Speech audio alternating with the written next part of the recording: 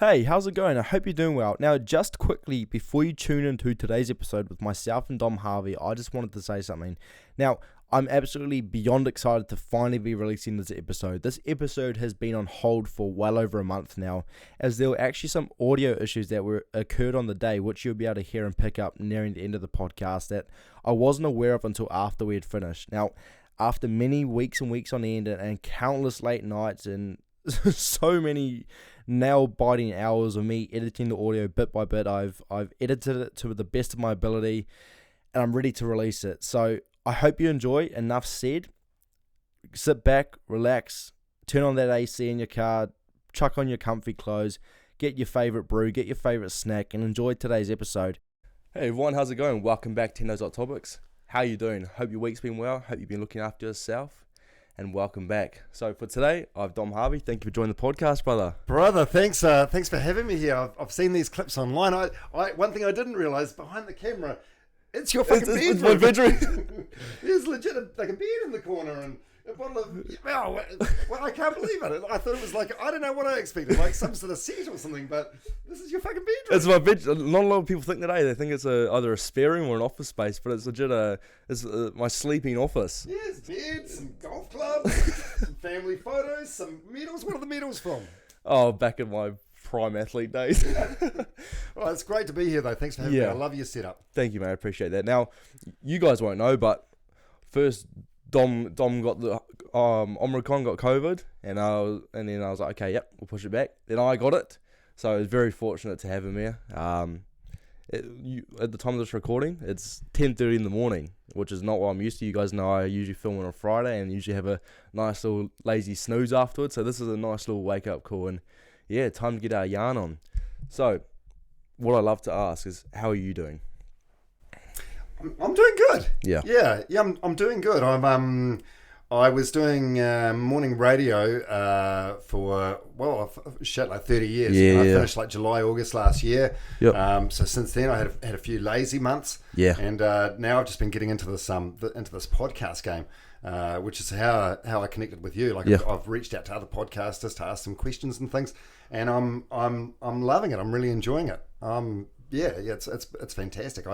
I get to chat, have the discussions with people that I'm interested in about things I'm interested in. Yeah, and like we said off air, there's obviously a difference, and you're enjoying it because on the podcast, you can feel like you can be a lot more just free, and that's what I found as well. Is there's a real difference to this compared to, I guess, the easiest thing is public speaking.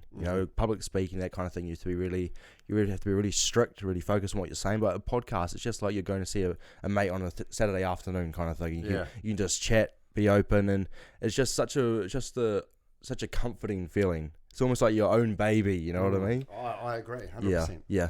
So first thing, I want to get straight into it.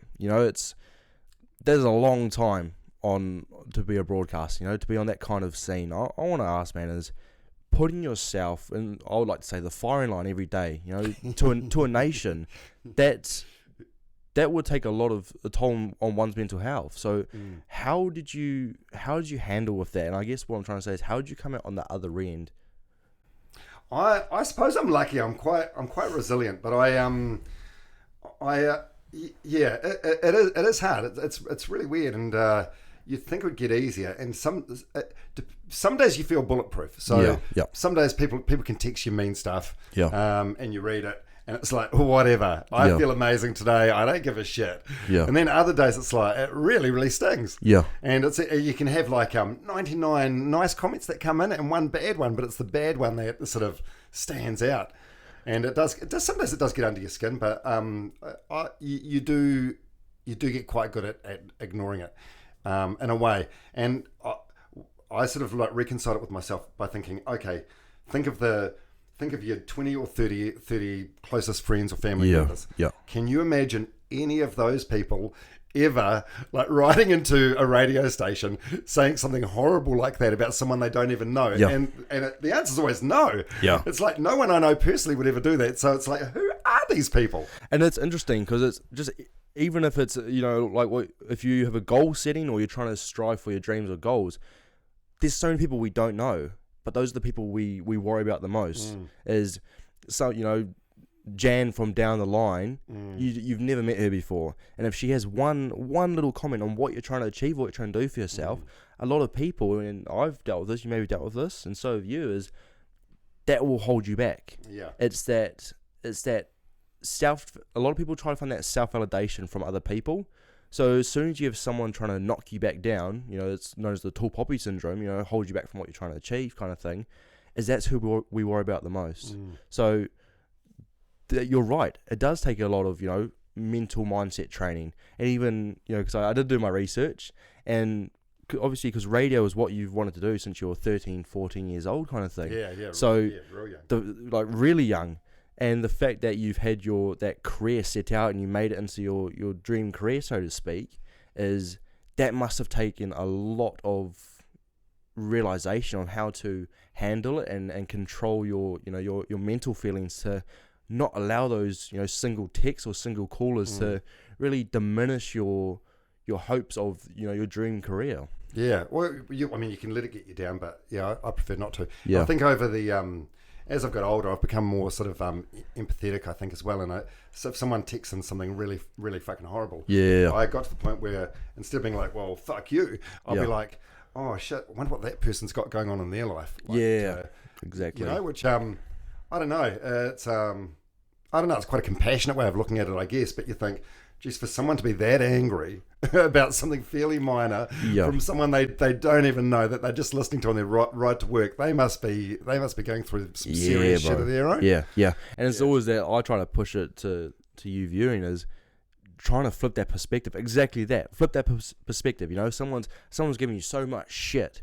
You got to question, step in their shoes. What are they going through? Yeah, they got some there's some they woke up on the wrong side of bed to have that towards you, someone they don't know. But that's another reason why I was kind of all about trying to get into radio, is you do put yourself out there. There's sometimes you share stuff to those who are listening that you haven't even been open to yourself about, and I think that's one of the things that kind of held me off. Is there's a lot of times where even off the podcast that I say something to someone and I'm like, shit, I didn't even realize that. So it's that kind of vulnerability. But you're completely vulnerable and open and transparent on here. Yeah. So this is like broadcasting. I suppose it's a smaller audience than a big mainstream audience, but there's a lot of parallels. Yeah. And I guess that is why I started. Is so I could be open, and I've said it a lot of times, it's almost like a self-therapy session, is I can be open but at the same time possibly help someone. So I guess this is like being honest with myself. And there's a lot of times where I've said something to someone around the podcast and I've gone, shit, I'm actually going through that. So it's little things like this, and that's why I'm so grateful to have you on, is because you've in the so to speak, like recent years, you've been real honest with yourself about your mental health, and that's not an easy thing to do. Not an easy thing to do, especially in society, because once you're open with yourself about your mental health and you express it, you're called a pussy, you're called soft, you're told to harden up, especially in the country we live in. Being blokes, when you're integrated into New Zealand, the society tells you to dream of being an All Black, be a rugby player, be a dairy farmer, or be like your dad, and just work hard for a living. Yeah, is it still like that now? Because I'm a lot older than you, so I'm a long way out of high school. But I went to an all-boys school, Palmerston Boys High, and it was definitely a thing back then. Like you'd show no weakness. Like if you showed any vulnerability at all, it'd be thrown back in your face at a later date. So I just ended up being like, you had to be hardcore, because otherwise you'd just get fucking destroyed. Is it still like that now? I feel like it's a bit better now. When I went to high school, especially out west, it's still like that for a lot of people. Which is why I started this, for my mates who didn't have that chance to be open. And it is, unfortunately, it is like that. And I even worry for like the generation like my younger sister with social media. How are they going to find the comfortability being open with themselves when they're not like that, when they're not like Kendall Jenner or Kylie Jenner like they see on their phones. But for my generation, it was like that. It was, even sometimes you had mates, they would say something and then they'll be real standoffish, and it's like, bro, I'm your mate. You can be honest with yourself, but that's the way it's brought up. 9 times out of 10, our parents are just carrying on what they've been taught from their parents, and it sucks. It sucks. That's the thing, because So I always speak about social media. Social media is such it's a bad space for mental health.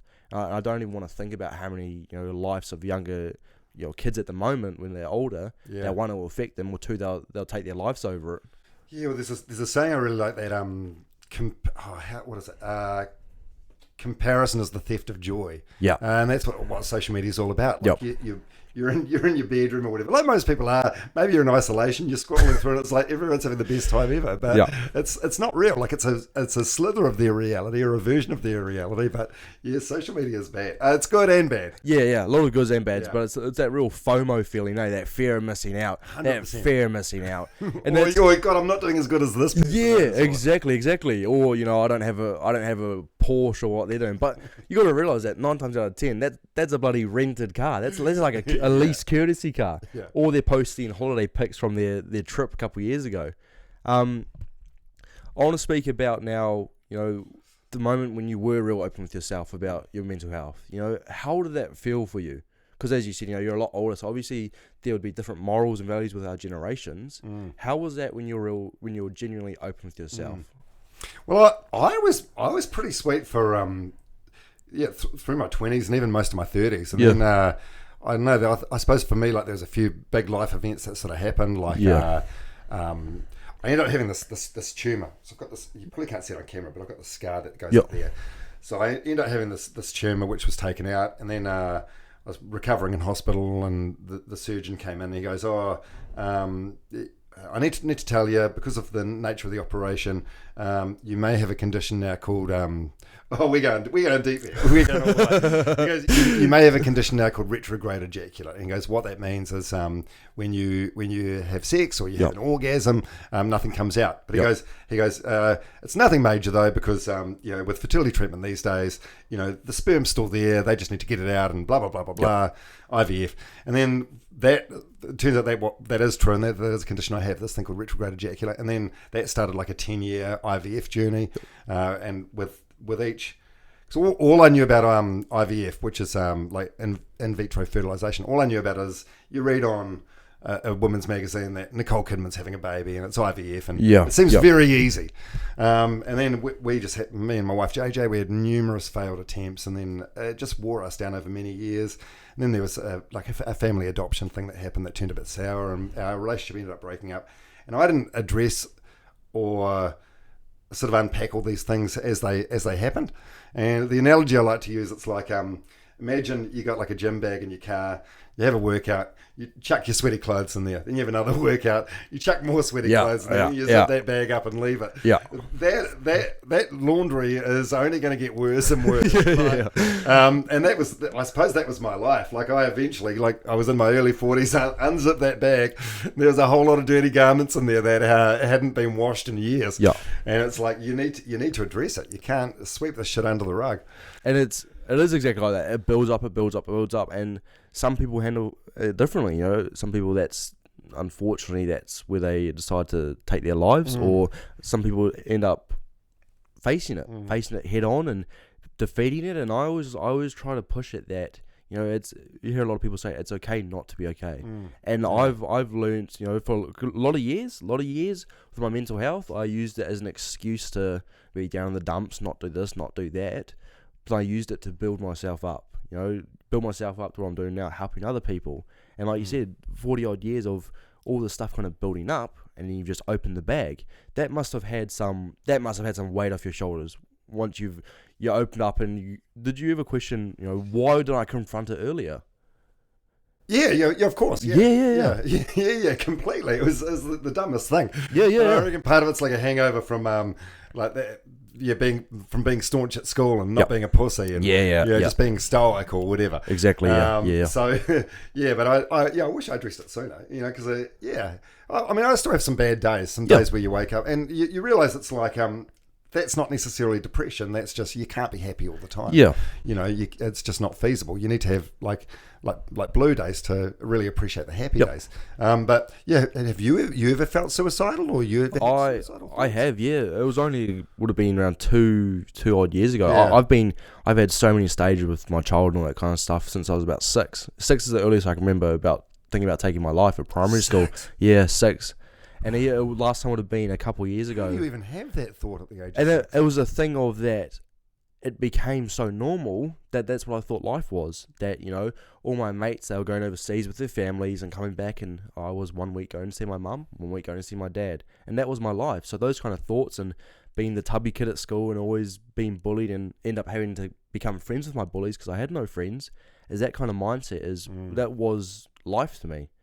And it wouldn't. I was year 11. So what's that? It was 3 years ago. And I was at my mate's house. We're having a little cold night with some beers, and something happened. I'm pretty sure, I don't want to touch base on who it was, but something happened with a family member. I got a text or a phone call, and then I said, "That's it. That's it. I'm done with this shit. I'm over it. It's been over 10 years of this kind of mindset. I'm done." So I headed for the road. And there was a car, and that was going to be me. But luckily, my friend Angus, he stopped me. He did his heroic drunk tackle and he stopped me. And even then, it was only probably last year where I realised, holy shit, that's not as long ago as I thought it was. Yeah. And that there was a wake-up call. But the big wake-up call was when my uncle's father took himself. Because when I was younger, my uncle was almost like my second father to me. And his father took his life. And going to his father's funeral, was the big wake-up call to see how many people that loved him and cared about him. But in his head, he probably didn't think that. Yeah. And that's the thing, is that when you're trapped in your head, is many people think I'm by myself. Even you're doing other people a favour. Yeah, exactly. Yeah. You always hear that. Survivors saying I feel like I was a burden to my family. And I always say don't let a near-death experience be the only time that you realise actually there's people who love me. And that's why I try to put out there is be open with yourself as early as you can. Because when you're open with yourself and comfortable, that allows you to go talk to people and allows you to realise early on, my mum loves me, my brother, sister loves me, my auntie, uncle, whoever loves me, and then you're not as alone as you think you are. Yeah. And if anyone's in that space, like you need to fight for yourself. I think especially like the younger you are, your brain hasn't maybe properly developed. So like you said before, you're like, that's it, I'm fucking done. I'm out. But it is the most permanent solution to a temporary problem. And you just need to fight in that moment. You fight and stay here and get through it, and know it gets better. It's like there's a saying in marathons and ultra running, just put one foot in front of the other, one foot in front of the other, and that's it. Just hang the fuck in there. Yeah, and it's, you need to do that. One foot in front of the other. Like you said, you're not going to have a perfect day every day. And that's another thing people need to realise, because a lot of people, they hit those days and they're stumped. You're not going to have a perfect, you can have an amazing day on Tuesday, you wake up Wednesday and you're feeling, I don't want to get out of bed, I don't want to talk to anyone. But that's okay. Those are the days where you really figure out who you are, and you really realise, shit, I am a fighter. That I've had a bad day. Wednesday was a bad day, but now Thursday's an amazing day. Yeah. I went through those 24 hours. It was a shit day, but I got through it, and look at me now. Yeah. I got some friends, and they said to me, all I want, my only goal in life is for my kids to be happy. And I'm like, well, it's good that you want them to be happy, but they also need to be unhappy sometimes. Yeah. It's a very normal thing. Yeah. Because you can't. It's just not feasible. Yeah. Otherwise, you become numb to the happiness. It's like teaching a kid. You can't always, be safe with them. You have to let them, be in some tricky situations or be some harming situations, because that's how they learn. That's how they learn to fight for themselves and stand up for themselves. And that's why I really want to ask you about your mental health, because that amount of time until you open up with yourself, that must have been such an amazing feeling. And that's, a lot of people don't realize that, and it's such an easy thing. You don't have to tell anyone, but even if you write it down on a piece of paper, I feel really shit today, this is how I'm feeling. I used to talk to my phone, voice memos. I used to play it back, listen to it, and then delete it. Some simple 10-minute message, it makes you realize what you're actually feeling. And like my friend Sam said last week, is that sometimes you don't realize how you're feeling until you say it. Yeah, that's a good technique. It's a good strategy. I mean, it's almost like speaking words into existence. I suppose, you're putting out to the universe, I'm actually feeling really shit. And then you build off that. How can I deal with it? What can I do? And I say it's not easy. It's so not easy.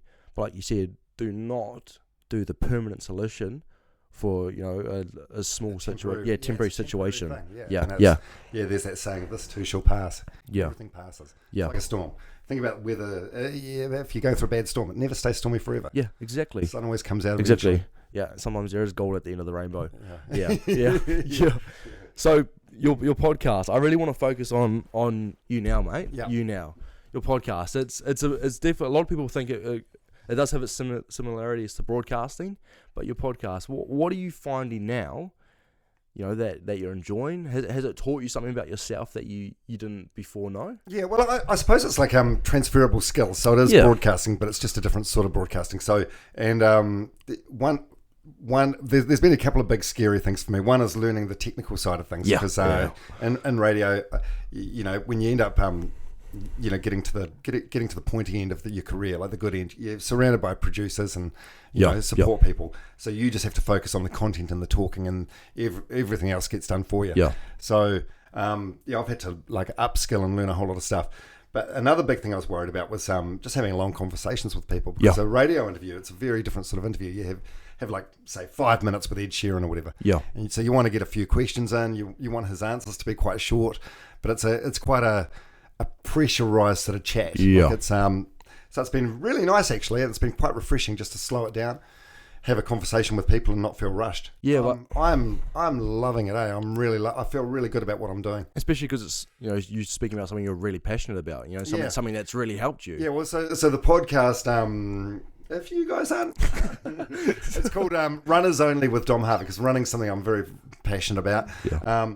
But it's actually quite a misleading title. Like it's I don't know, it's called Runners Only because every single guest I have on has running as some sort of part of their life, big or small. So some of them there's a lot of run chat, but most of them it's just like a couple of minutes of run chat, and then it's just a conversation about a whole lot of other stuff, with like a definite focus on mental health and other bits and pieces. But I'm loving it. I'm really, really loving it, just slowing things down, having long conversations with people. And it's amazing that people, I'll use an example, your episode with Matt Finn, that was, you guys probably saw it or you shared it, and I listened to that when I was on a run, and I've never been so focused on something, saying how running's helped you, and then Matt be like, yeah, same, this is how it's helped me as well. How a lot of people, you may not be a very, active person or sporty person, but I always encourage you, go for a walk, For some people, maybe running. Some people may be, painting an amazing piece of art, making some music, but just find your niche. Find your niche. Because like how Matt was explaining when he did his run around the Auckland Domain. Yeah, 650 days. That is horrible. That's horrible. I only did 80 odd Ks for the 24-hour gumboot walk. Yeah. And the 80 Ks around there I went crazy. So when I heard that's how long he went around that loop of land, that was unbearable. But he did it for a purpose.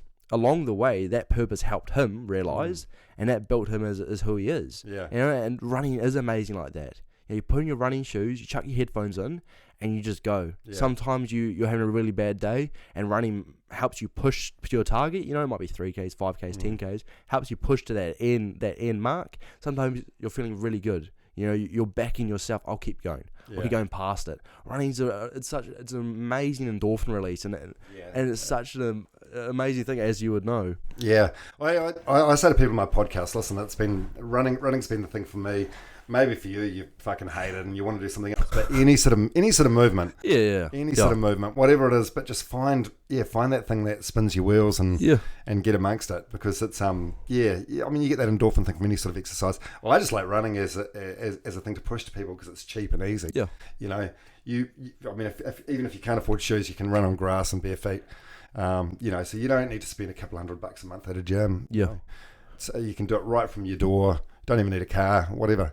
And one, you get a good feeling out of it because you've done it. But two, you're helping your health. You're building your health. And with running, what has been a highlight for you? What has been a highlight? Because obviously you do marathons and you've met some amazing people to do with running. People from around the world. What's been a highlight for you with running?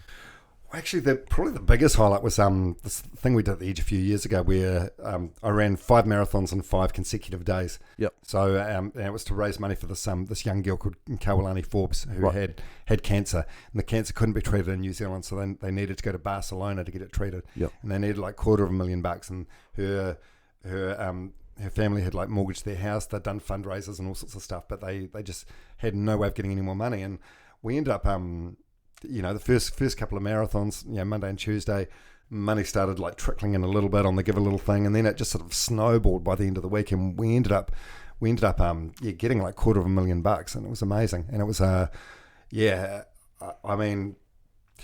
suppose it was a lot in terms of distance. It was a lot less than what Matt ran when he did 654 k's on the Domain, but I don't know, because I was running for like a higher purpose. It just felt really achievable and doable, and I met some amazing people, and when I finished the 4th marathon in Waikato, which is where the Forbes family is from, there was a Kappa haka group there that gave me a haka, and I don't know. I look at the video now, and how I don't know how I didn't cry in that moment. I think I was just exhausted because I'd been running all fucking day, but it was like goosebump stuff. Yeah. First time in my life I'd had a haka in my honor, and it was the most amazing feeling. And it's amazing what you can do when you put your mind to it, eh? Yeah.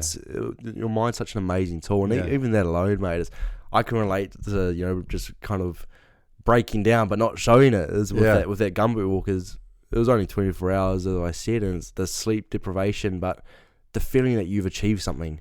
Yeah. You've done something. Yeah. And it's almost like, yes, I've done it. I've done it. Yeah. And because you are so worn out, you want to ball. You are. That's the thing. You want to break down. You want to shed some tears, but you physically can't. You have nothing left in you. Your lips are cracking. Your nose is burning. Your tongue's dry as a dog's bone. You can't be emotional in that moment. But running is such an amazing thing, and I really want you to just try it. Just try it. You build up from a walk if you want. Go out for a 10-minute walk around your area and build it up.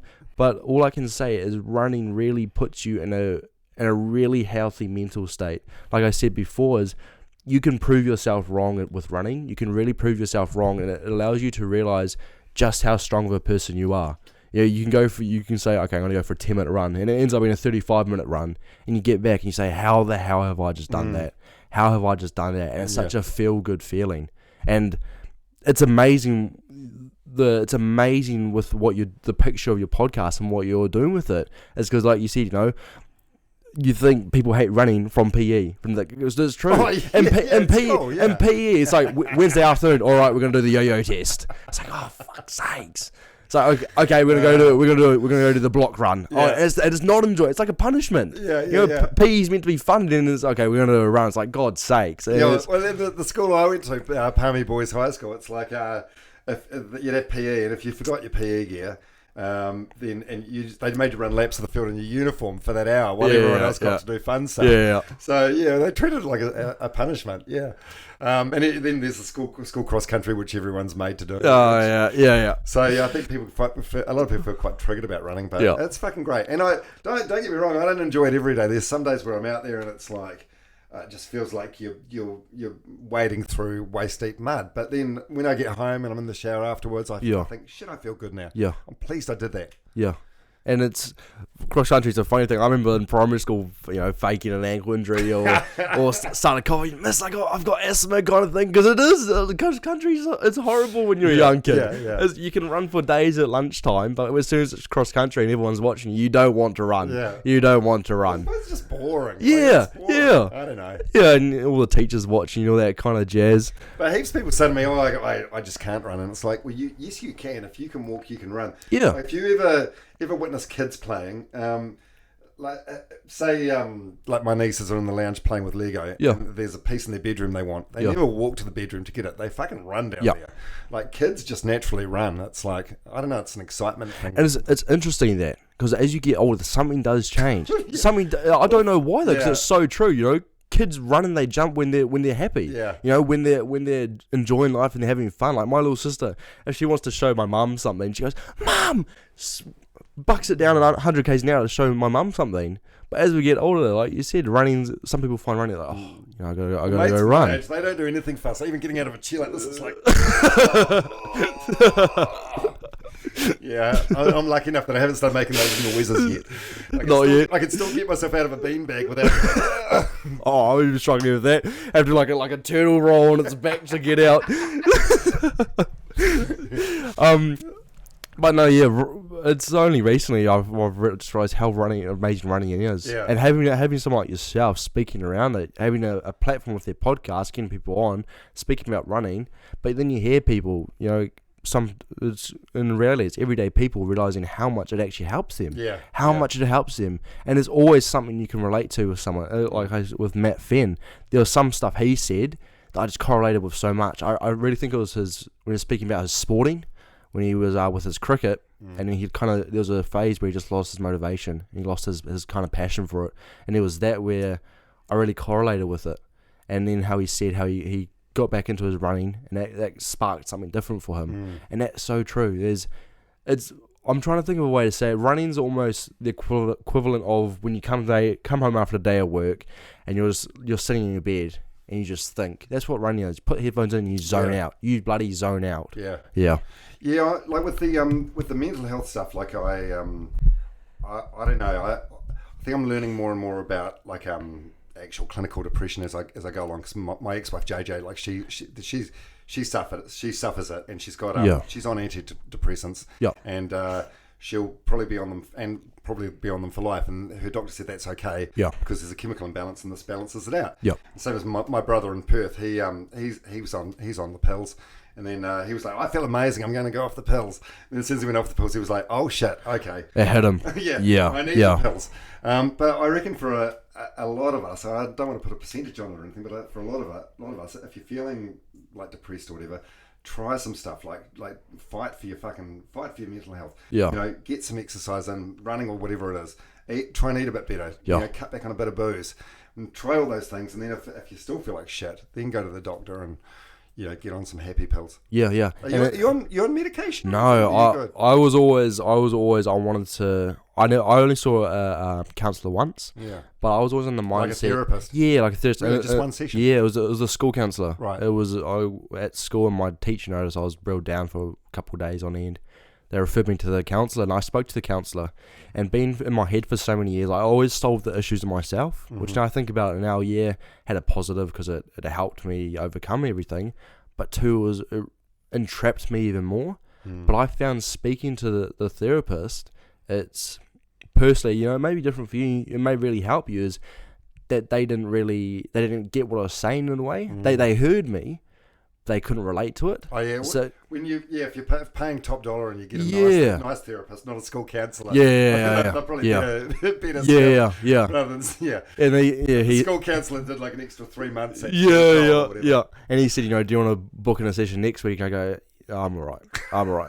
And that was in a way that was disheartening. Someone who's meant to be there to talk to, you talk to them and you don't feel any better about yourself. But I understand. You went and spoke to someone with your mental health. I had some sessions. It was the strangest thing, because I was like, it's a really weird thing, because you think, I suppose I kept on putting it off because it's like I don't know where to start. But you go there, and that's their job, and that's what they're trained to do. So they start, and it's just like you're having a conversation with someone.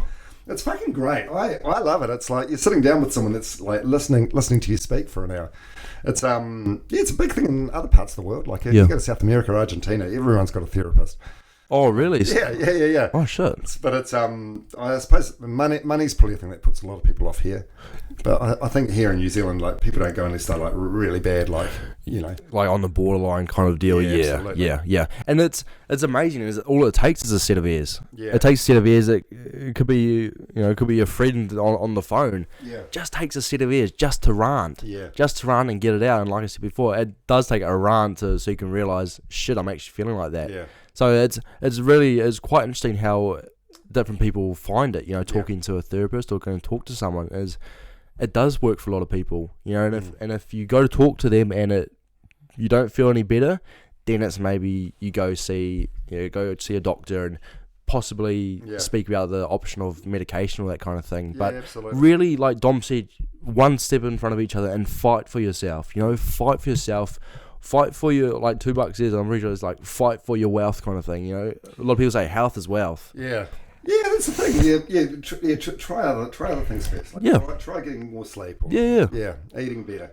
I don't know, but I found therapy great. So if you think you need a therapy, I think the money probably does put a lot of people off. But think of it like a personal trainer for your mind. Yeah, I found it really, really good. Like this lady I was seeing, like she was like, she said to me one time, she said, "So have you ever had any suicidal thoughts?" Yeah, and I was like, "Well, yeah, I'm not going to lie. Like, you know, there's been times where, you know, I look at the belt and I think, I could probably use that as a mechanism to heal myself." And she, I thought she'd be shocked. Like, part of me was like, "Oh fuck, she's gonna like put me in a hospital or something." Call the psych squad on you, kind of thing. She just sort of shrugged her shoulders. She goes, "Well, you know," she said, "Well, it's an option that's open to all of us." Yeah, and we were on a 4th floor apartment at the time. She's like, "I mean, you know, you could just jump off here now and it'd be done." And it made me feel a lot better about it because it's like, okay, it's fine to have these thoughts. Like, there's a big difference from having these thoughts and actually acting on them. Correct, yeah. And that exactly my point is that right there made you realise the thoughts you're actually having. Because there's, like you said, there's one thing, and I struggle with it sometimes with my overthinking, is you have a thought, but that thought's not actually going to correlate to everything. Yeah. But the thought seems like a good idea until you actually say to someone, "This is how I'm feeling." And they go, "Well," like she said to you, "Well, you could if you want." You know, you could if you want, and then you realise, actually, I don't want. That's not what I want. Exactly, yeah. And that's the borderline where we need to be able to spark the chat more and make it, you know, okay not to be okay and talk more. That's all it takes. Yeah. I'm sorry, I forgot his name now, but he was a survivor who tried to kill himself with jumping off the Golden State Bridge, and I forgot, he's a real renowned speaker now, and he said the moment he hit the water, he regretted it. And think about all the people who have done it, regret it, and that's them, unfortunately. You know, that's exactly the thing, is it doesn't take you until you've actually done it or you speak about it to realise, actually, I don't want to do this. Yeah. And that's the truth. So fight for yourself. You know, you always know my line's open. You know where to reach to me. You know there's lines to call and text, and I've always put it out there. There's so many people around the space. You know, you're part of a family, a safe space where you can talk to. There's a line always open for you. So don't let it result into you trying to do something and then you regretting it while it's too late. Is what I really want to say. I want to ask, mate, has there ever been a life lesson or something you've gone through where you, at the time, a little bit of cooling down? I got water everywhere. Life lesson, don't take in more. Don't squeeze the bottom too hard. Put your lips around the lid. Yeah. Don't try and be like TJ Piranha on the Powerade. That's good. Has there been a lesson that at the time you thought, this is bloody horrible, you know, this is horrible, but as the time's gone on, if you look back and you thought, wow, this has actually taught me a lot, like it's brought me a lesson I can learn from? I can't think of anything specifically, but I suppose for me it's like just trying to realise when you're going through some shit, like everything happens for a reason, and amen. You just have to like trust the process and just think, okay, this is happening for a reason. We're gonna get through this, and it'll become clear at the other end. Yep, I like that. That is so true. You know, and I said to you guys the other days, you gotta let doors close sometimes. Yeah, you know, some things happen for something else to come. Yeah, you know, it's almost like the ways of the universe, law of attraction. Something might feel so shit, but you don't know. It's a blessing in disguise, I like to say. Yeah, you could meet someone new. You could have a new opportunity. You know, you might learn something new. Like mine was with my footy. I was so set. My footy was my life. That was going to be my career, and I tore the ligaments of my ankle, and then it all came down to which school I went to, which determined if I made the team or not. And I was lost. I think in the recent years, that has brought back a lot of old feelings and memories, which I worked so hard to get over. Is that feeling? Because I had that since I was 4. Football was like my life since 4, and I lost what I have now. And that's when I started this, is when I lost myself, is one, it was to help myself speak, but 2, to help others. Yeah. And it's amazing, you know, the door shut with football, trying to get there professionally, and the door open with podcasting. Yeah, I mean, at the time, these things can feel like the worst thing ever. Oh, think, definitely. Get over this, whether it's a breakup or whatever. Yeah, Actually, I had a guy on my podcast, this guy called Brad Smaler, who like 8 years ago, he's one of the world's best he just lives in Auckland. 8 years ago, one of the world's best wakeboarders. Yep. And he ended up doing this ramp trick, and he landed on like the back of his neck, and now he's I think he's a tetraplegic, so right. he's got no feeling from the neck down. And so he's gone from having this amazing big life where he's a Red Bull athlete and he's a fucking good looking model. Yeah, he's got just chicks everywhere in the world at his feet, to his life's confined to this chair basically, and caregivers doing everything for him. And he said, so this was 8 years ago. He said he had a therapy session early on, and the lady that he was with said, one day you are going to look back and you're going to be thankful that the accident happened. And he was like, "Fuck off, never going to happen." Yeah. And then when I spoke to him for the podcast, he goes, he goes, in a lot of ways, I miss my old life and I miss my able body, but in a lot of ways, she was fucking right, because he goes, I'm impacting so much more lives now with what I'm able to do since the accident than what I could ever do as a wakeboarder. Yeah. And that's actually, in a way, it's, I want to say inspiring or interesting, but it allows you to be really grateful. It allows you to be really grateful for, what you've had, but what you can now bring to yourself. And that's an amazing example right there. Yeah. Such an amazing example. He had, like, it's a lot worse than going through. I mean, we all go through breakups. Yeah, breakups happen. Yeah. They can seem like the worst fucking thing ever. Yeah. But this is a lot more severe than that. Yeah. You just gotta trust it. Trust that everything's going to happen for a reason, and you'll probably look back and it'll become apparent in time why that happened. Exactly. You'll see what it's brought you and why, like you said, why it's happened. Yes. Now, I want to ask I like to say I want to ask a lot, but I want to ask you now is, what's the focus now? You've got your podcast, that's flourishing as it goes on. So many people are really getting into it. A lot of people are realizing a lot. I read you share people saying the reposts of your podcast or the screenshots. There's a lot of people who are learning things. I stopped doing that. I saw my too much. No, but bro, it's amazing is how many people you're teaching about themselves. Yeah. As they've listened to it, and there's so many people who have, in their 30s, 40s, and they're only learning a lot about themselves now from what you're saying. Yeah. So what's you're lucky, man. Like I look at you. How old are you? 19. 19. Yeah. Fuck yeah. You're just. And I look at like Matt Finn as well, who's like 24 or whatever. You've got your shit going on at a young age. Like you've got a lot of self-awareness, and like part of. Oh, I was going to say part of me is envious, but it's not at all. I'm just like I'm proud of you, man. Thank you, man. I appreciate for that. Being in the space you are at this age, because if I had my shit figured out to the same degree, it would have saved a lot of hassle. Yeah, 100%. Yeah, but that's thank you for that, and it's. Sometimes I take it with like a grain of salt, because I believe that what I've gone through has got me to this point, and sometimes I'm like, what would have happened if I didn't go through that?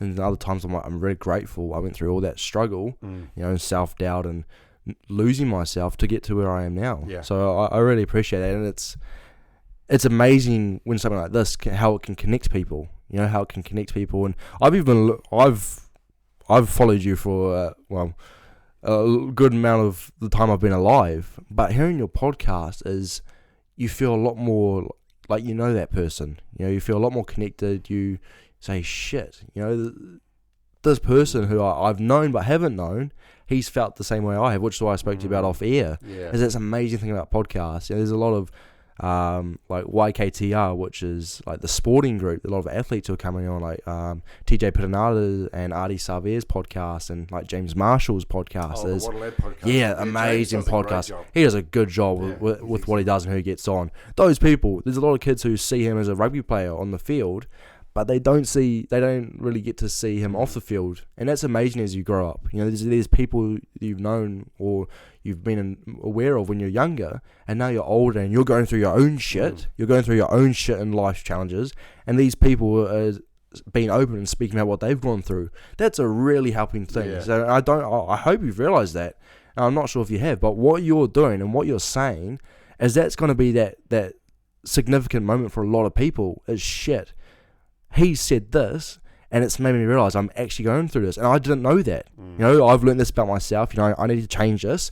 I'm going to try this because this might help me because of what you've said and who you've got on. So what you're doing right now is that's only going to flourish into a much beautiful thing. Oh, thanks, mate. I appreciate that. Yeah, I'm enjoying having the opportunity to display more authenticity. Yeah. There's don't get me wrong. There's a lot of stuff I got to do on the radio that I'm super proud of. Yep. Like the five marathons in 5 days, for example. But there's also a lot of things that I'm making my toes curl. But that's the reality of like commercial radio. You have to do some shtick or whatever, just to keep people engaged. And the nature of a station like The Edge, that sometimes that involves doing pranks that piss people off. Yeah. But it's so it doesn't always necessarily go with your core values or belief system. But you had to do what you had to do. But no, I'm loving what I'm doing now. It's really good. Yeah. And I do hope you realise that as the people you're helping, and you'll be able to tell that from your inbox going ding ding, tagged you in this post, tagged you in this post, has tagged you. I was telling someone the other day, it's like I reckon the podcast has only been going like a month now or 5 weeks. Yeah. But I reckon I've had more like really kind and supportive DMs in the past month than what I had maybe in the last 2 years on radio. Yeah. I don't know. And maybe part of that's because if people people feel more of a connection if they go to the effort of downloading and listening to a podcast rather than just like turning on a radio in a car. I don't know, maybe that's got something to do with it, but it's still been bloody humbling. It's been really nice. And is this the podcast? Have you found your niche after your prime time? Is this what you want to do for now?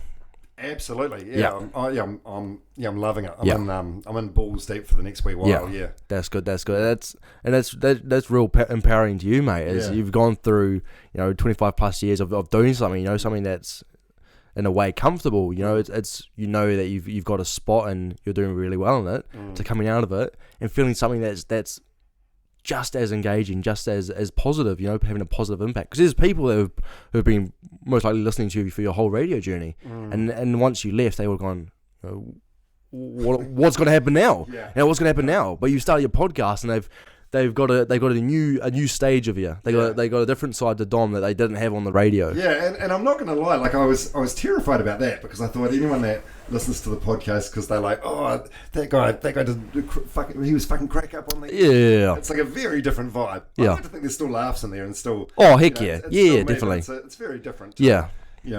Talking to someone for an hour about running and a myriad of shit you love. Yeah. That's very different to having like a 5-minute chat with Justin Bieber. Exactly. You're talking to Justin Bieber for the 15-year-old girls listening. You're not talking into for your information. Yeah. So what I love to do is I want to hand it over to you now.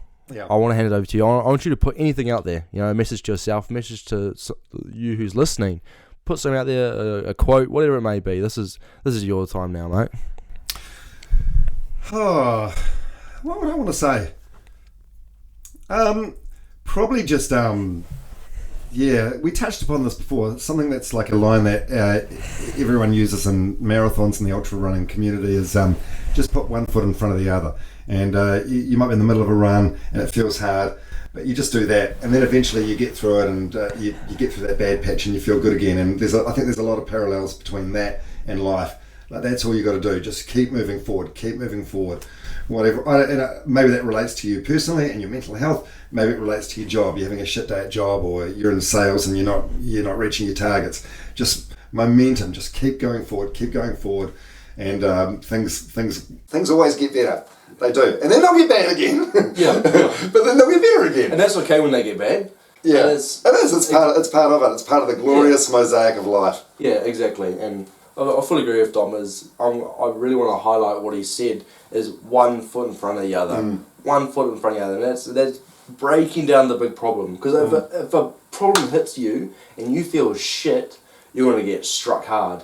It's as easy as taking a step back and breaking it down. Okay, this is how I'm feeling, and start from there. Don't try to take it on all together at once. Build your way up. It's like doing a painting. You got to or painting something. You got to do 4 layers until you get a nice consistency. You got to build up those steps and break it down, specifically until you get a nice outcome. Yeah.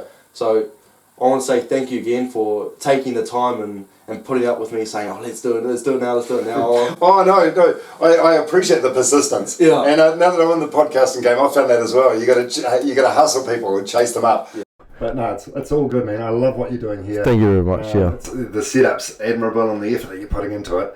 And for you, as I was saying before, it's like you were telling me that most podcasters quit after 7 episodes. Correct. Yeah. I love what you're doing, and what we were saying before, just keep moving forward, keep put one foot in front of the other. That's exactly what you're doing here, and full of admiration for what you're doing. Thank you, mate. I appreciate that, and it's very mutual feelings, as you can probably tell, mate. And thank you for coming on and being open and just sharing who you are and your stories. That's I really appreciate it, and I know for a fact that's going to help you listening. And if there's anything you can take out of what myself and Dom said, I really want you to take it with pride and don't be afraid to use it in your life. Don't be afraid to, as simple as put one foot in front of the other. Don't be afraid to use that. It's don't be shameful if you feel relevant or need to talk to someone or need to ask for help, because that's what this is about. So I'm going to say it again, thank you, and I appreciate your time, mate. Yeah, lovely, mate, lovely. I really love it. And to the ladies in his bed, sorry for making so much noise. How 3 in there? 3 of them. Who are they? Oh my girlfriend's not watching this. But always, guys, I love you. I love you very much. He's not talking to you guys. He's talking to the audience. Rebecca, Shamina, it's okay.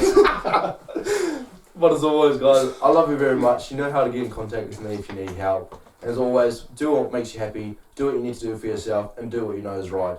Stay safe. Have an amazing week. I'll be in touch soon. See you later. Love is love.